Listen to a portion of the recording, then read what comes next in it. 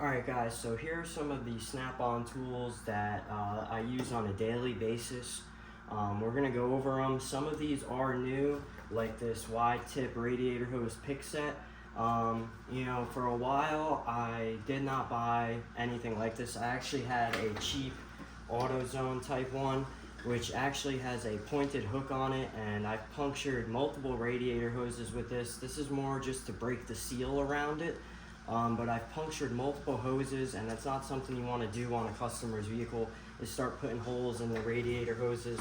Some people use flathead screwdrivers, which you can get away with, but ultimately you want the right tool for the job. This is the 2-piece wide tip radiator hose pick set. I just got this. Part number SGA102BR. 102BR, I'm sorry. And it's just a 2-piece set. It's got the long one, very nice. And the thing I like about this set is the tips they're not going to puncture any hoses. They're very ergonomically shaped well. Like I said, right tool for the job. They're what you're supposed to use, and they will work extremely well. I used them once already. You can see this one's kind of dirty. This one works great. The short one, and like I said, it's kind of like a shoehorn for like a shoe. It really works well and does what it's designed to do. So that's something I just picked up recently, and it's been great. This is something I've had for a while. I cannot live without. This is the 14.4 volt. It's the CT861. It's the brushless version. It's a 3/8 impact. It's not the strongest, but it does have some kick to it. It's got some cojones. And the battery lasts extremely long, 3/8. I love the trigger. Reverse, forward, reverse, forward. I got a 761 boot on it, a CT 761 boot, so it doesn't fit how it's supposed to. But you know what? It protects it. It's brushless, and like I said, the battery lasts very long on this. I pair this with my mid-length FDX snap-on 3/8 impact sockets. And this thing is a beast. It fits in spots that you can't fit any other impact into. I am a Milwaukee guy. I got a bunch of Milwaukee stuff. But as far as snap-on goes, this 14.4, this and the ratchet, the extended reach 3/8 ratchet, I love these things. And I got the magnetic battery boots on them. So they are magnetic, works well. And that's a tool I use every day. If I'm not using this, then I'm breaking out my big Milwaukee 1/2 inch that has 1,500 foot-pounds of torque. So this mostly does everything. You're not going to be taking off lug nuts, but it does mostly everything. These I just picked up. They're the snap-on. They're basically specifically meant for constant tension clamp hose clamps. So if you look inside, they have grooves that grab onto those constant tension clamps. Sort of like the purpose, the ones that look like this, that have the indent for the one side, and then it has this piece to grab onto the other side, and you squeeze it and it locks. Well, these are sort of like that, but just multi-purpose, all around, good for any type of hose clamp. They've came in handy a bunch of times, and they really grip well. That constant tension clamp is not going to slip out of these. Part number HCP48BCF. Very nice, snap-on quality. The steel, the grip just can't be beat. The Talon grips. So I bought the big pair first, okay? I saw the videos of everybody picking up their little nickel with it, blah, blah, blah, blah, blah. And then I looked at them on the truck, and I looked at the teeth inside, and I was like, you know what? These actually look like they got good grips. So I bought the big pair first. I got these about a year ago when they just came out. So part number on this is LN47ACF. These have been great. And then last time I was on the truck, I saw the smaller pair. Now the smaller pair is my favorite by far now. I grabbed these way more than I grabbed the big pair. These will take care of mostly everything you need. And for a while I was using these on those constant tension clamps because the grip inside of these is just so Talon grip, they named it great. So part number on this, LN46ACF. So these are the 4.7s, these are the 4.6. Alright, Moving right along, we got the 1/4 inch locking flex head. I'm not a big fan of the locking flex head stuff, but I need another 1/4 inch ratchet from Snap-on. That was a flex head. I got some other ones, you know, I got other 1/4 inch ratchets, but I'm doing the mobile mechanic stuff, so I keep all of my stuff that's really not Snap-on quality or you know, expensive brand. I keep it in my Milwaukee pack out, take it out to the jobs. This ratchet I use all the time. Usually I'll just leave the lock over to the side so I can move it just like a regular flex head. And Snap-on quality, you just cannot beat it. In my opinion, Snap-on makes the best ratchets out of any company. I don't really care what you say, it's my opinion. I've been doing this for a while, over 10 years, and there's just nothing like the feel of a Snap-on ratchet in your hand, and that's just that. So this is another good one. So this is a Snap-on. It's a 1/4 inch body. It's the compact body 3/8. So it's got a 3/8 head or 3/8 anvil in a 1/4 inch body. So as you can see, the bodies are the same. Only difference is this has the 3/8 on the left anvil, and on the right has the 1/4 inch. So a lot of people were making their own ratchets like this. Snap-on decided to actually come out with their own that comes factory like this. So part number on this is going to be FHCLF72. So it's a 72 tooth ratchet. I know they got the 100 tooth out now. Honestly, these are such good ratchets. They just feel so smooth. It feels like a 100 tooth ratchet. My other ratchet, so it's a 3/8 short, soft grip flex head. You know, I bought this from a pawn shop a while ago. I like to buy pre-owned sometimes with Snap-on stuff. It's just a great ratchet all around. Never had an issue with it. I've been putting it through its paces, you know. Part number FHF80A, so it's an 80 tooth ratchet. This ratchet, same thing. Bought this from the pawn shop not too long ago. I have had issues with this one. I'll talk about it in a second. So it's a long flex head 3/8. Never had any issues with the ratcheting mechanism or anything like that, but I have had issues with this grip coming off and sliding off.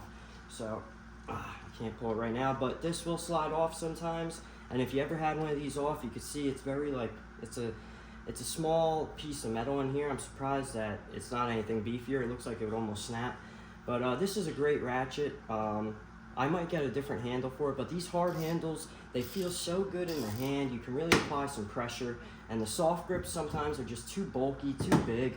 They are kind of bulky, and you know, sometimes you just want to grab that hard handle, especially with the extended reach. I use these on oil changes a lot because people love to torque that oil drain bolt down to 200 foot-pounds, like, for some reason. I don't know what's going on, but it's all those friggin' Meineke guys over there, right?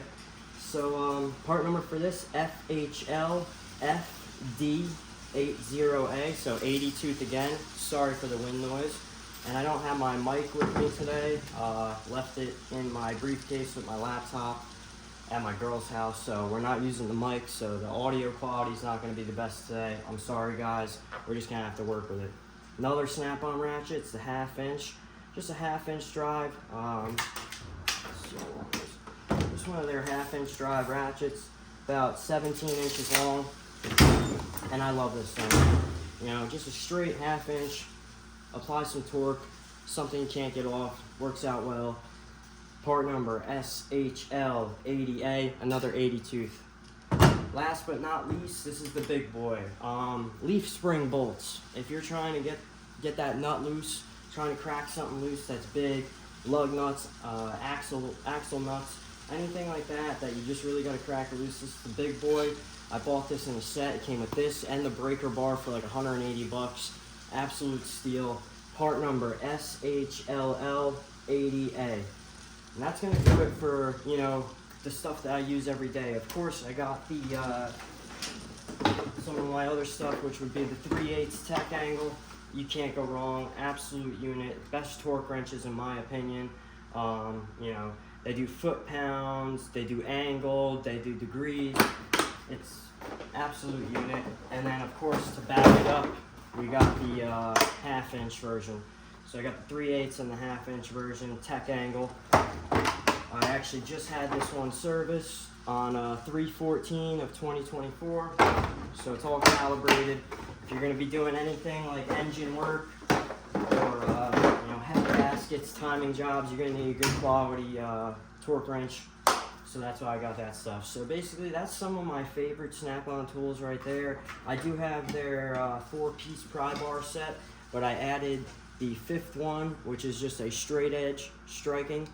But I have their 4-piece pry bar set. Looks like this, striking cap, great pry bars. I've put them through hell, lifetime warranty, and that's about it. I don't know if you guys can see from there. I'll give you a shot at it. I do have one more tool that I use a lot. I'll give you guys a good glimpse of it real quick. So this is my most used screwdriver. That was a promotion that only Snap-on dealers were able to get. Picked it up at the pawn shop. Just a nice novelty item. Big, I think it's like 3.5 feet, 4 foot long screwdriver, Phillips head. Pretty cool. And we got my man Trump 2024, baby. 2025. But all right guys, so we went over the tools, some of the best, my favorite Snap-on tools that I use on a daily basis. So we went over those real quick, and now we're gonna get into the F-150 parts that we have received and we've been waiting on. So we picked up the 3 gauge pod set, so specifically made for my 2012 F-150. So it comes with the pod, fits right into the factory pillar location, and then it comes with 3 gauges. So I got the fuel pressure gauge, tinted fuel pressure gauge. We got the boost and vacuum gauge, and then an oil pressure gauge. Very important information, very vital. I do have an SCT X4 that I'm running in the truck, so I will be able to see data on that. But because I have these gauges, I'll be able to look at other more important data utilizing that, other than, boost and oil pressure and things like that. But as far as making power on aftermarket turbos, these are 3 important things that you are going to want to monitor when you're data logging, when you first get the truck running, when you're putting it through its paces and trying to tune the truck. I want to know my fuel pressure, oil pressure, and my boost. And I want to monitor those things. So made sure I grabbed those. It comes with everything you need to install it. So you got your sandwich plate for the oil filter. It even came with the fuel pressure hookup. So this goes right. Everything that you need to hook it up, it comes with. It came with very detailed instructions. So it's going to be a very simple install. And we're going to do that later on. We have more important things to worry about. Right now I have the gas tank out of the truck. It's sitting over here.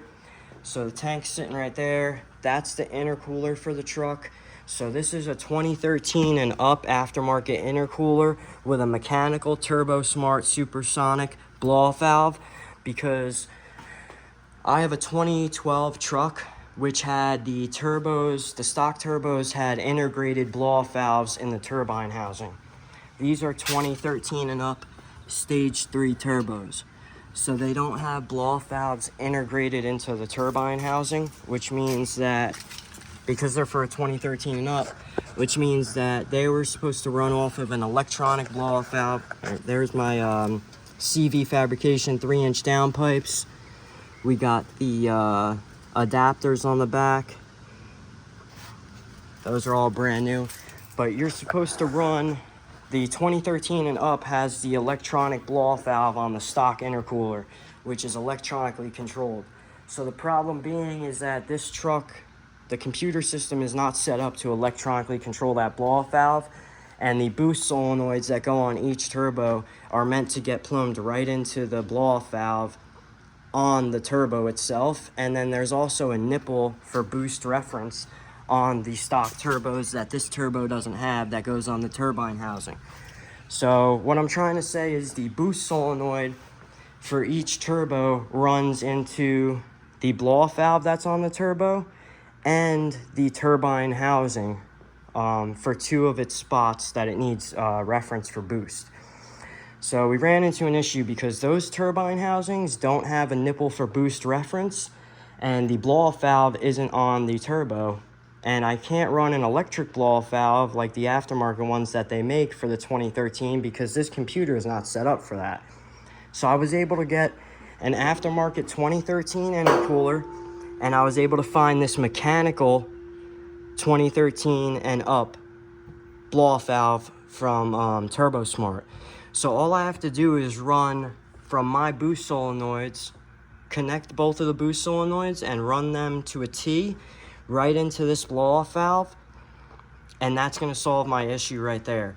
As far as boost reference for the turbine housing, because these turbos don't have a nipple off of the housing for boost reference, there was two options. I could have drilled into those turbo housings and, you know, welded in or threaded in a nipple for boost reference, which I really didn't want to do because I ran into this problem and noticed it after I put the turbos in the truck.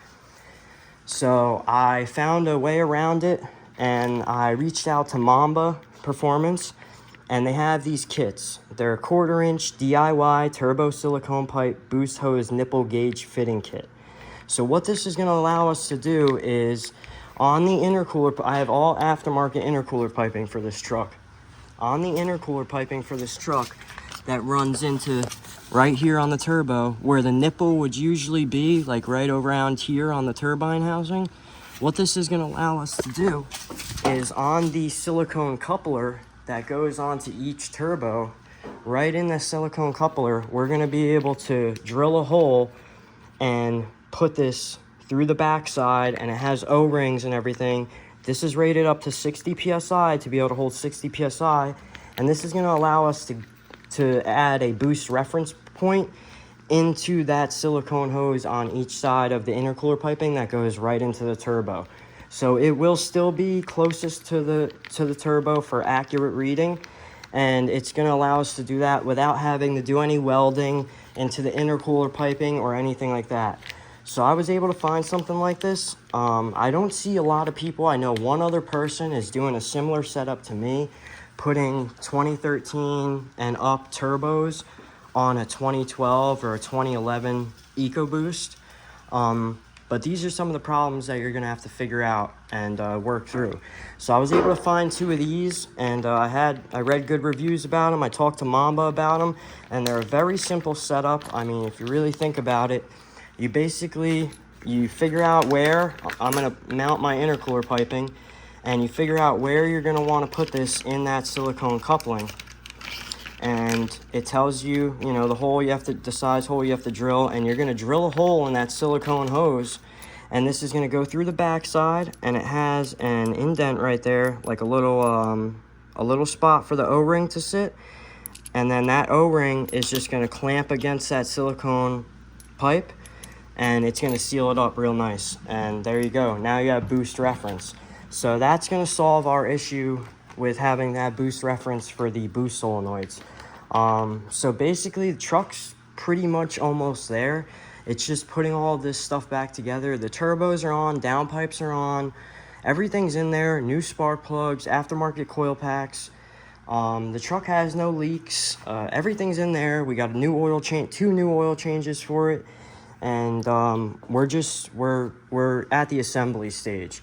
So that being said, because we have aftermarket turbos, we're going to need more fuel. So let me talk to you guys about what I end up doing for the fuel system on this truck. So this truck has a stock high pressure fuel pump. It's actually aftermarket, but it's stock. I had to replace it once. So I do plan on getting an aftermarket high pressure fuel pump. But for right now, I had to have the gas tank out of the truck because I was changing the leaf springs, and I have F250 leaf springs in here with a level kit. I'll show you guys what it looks like right now. So this is with F250 rear leaf springs and then a level kit. And it's pretty level. It is jacked up a little bit, and then I got aftermarket front control arms from KSP, and this is the level kit, and that's got the blocks in the rear. So I wanted to upgrade the fuel pump while I had the gas tank out. So I got the Deechworks DW400, 415 liters per hour at 40 psi. So I bought this fuel pump. It said it would fit this truck and the Mustang. I'm pretty sure this is actually for the V8. So when I got this fuel pump, I ran into the issue that, this is the old fuel pump that came out of the car. I ran into the issue that this is the fuel feed line, and this is a vent tube. This fuel pump doesn't have that vent tube, okay? So I ran into that issue. I reached out to a couple people. I tried to find the correct fuel pump for this truck, which I believe would be the DW440, the brushless one. I already had this one, and I was like, you know what, let me figure out how to make this work. So what I ended up doing was I bought an aftermarket fuel pump sending unit. So this is the stock one that came out of my truck, and you can see it has this nipple right there for that vent tube that comes off of the stock fuel pump. The aftermarket fuel pump doesn't have that vent tube, and it doesn't have anything to go into there, and I believe that would have caused issues with fueling up the truck. So what I ended up doing was I just bought this, and I looked at it before I purchased it. This is an aftermarket sending unit off of eBay, cheap China one. Doesn't matter because this fuel pump's coming out. When I looked at it online, I was able to see that it was just the fuel pump with the fuel feed line going into here. There was no vent line or anything like that. The vent line, which is right here up top, goes down into the fuel pressure regulator and is routed this way. So I don't need to worry about it. Also, the harness that came with the aftermarket fuel pump did not plug into this spot on my original fuel pump. It plugged right into the spot on the one that I bought. So this is like a universal unit, which I believe is for the V8 version of my truck. It's gonna work exactly the same. So today I have to take the bottom white plastic piece off of this basket. We're gonna take this fuel pump out and install the new fuel pump. I already got the wires plugged in. I have my negative wire ran over into there, and everything's basically ready to go. So I just need to get this pump out, install this new Deechworks pump. We're gonna get it all clamped up and everything, get that back into the tank, and get the tank back into the truck. So we've done a lot of talking and not a lot of work. Already wasted 11 minutes, so let's start getting to work. Let me get this basket off, turn on the podcast. I'll put you guys on time lapse, and we'll get some stuff done. And yeah, let's get to wrenching.